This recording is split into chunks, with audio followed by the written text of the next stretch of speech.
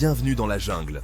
Un monde où les patrons sont les seuls méchants et les employés des anges. Ou pas? Ah, Welcome to the Jungle, ce site où les annonces de jobs de rêve défilent comme un magazine de vacances pour cadres juniors, avec un bac+5 enfin. C'est bien connu.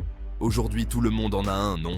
Là-bas, on aime dénoncer les patrons en méchants absolus, ces figures forcément responsables de tout ce qui ne va pas dans le monde du travail.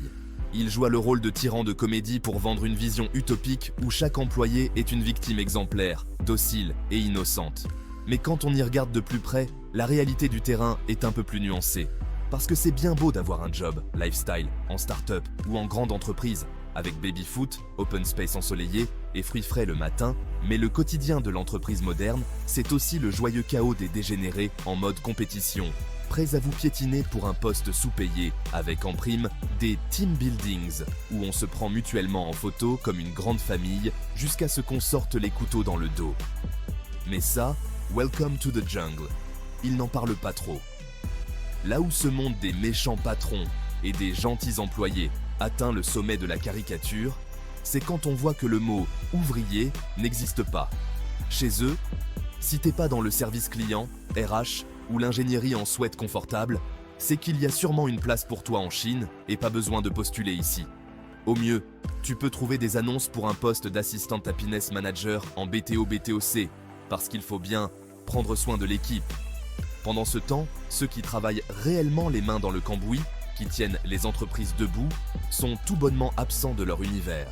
On pourrait se poser la question: pourquoi autant d'énergie à polir l'image des jobs de bureau pendant qu'on abandonne toutes les professions qui tiennent pas notre société debout?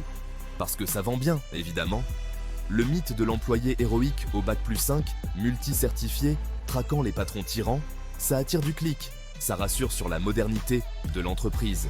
Mais Welcome to the Jungle ignore des faits bien réels. Dans le monde du travail, les comportements toxiques sont aussi bien du côté des collègues prêts à vous bouffer que des dirigeants. Et le job cool, ça n'existe que pour une poignée d'élus.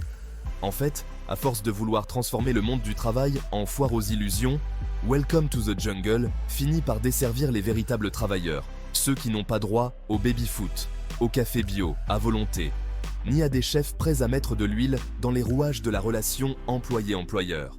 Alors, si le travail, c'est d'abord la confrontation avec des vrais défis et des vraies difficultés, la réalité serait peut-être de sortir un peu de cette jungle aseptisée et de rappeler que le monde du travail, c'est tout sauf des annonces où coolitude rime avec exploité et où bac+5 rime avec bonne chance pour la reconnaissance.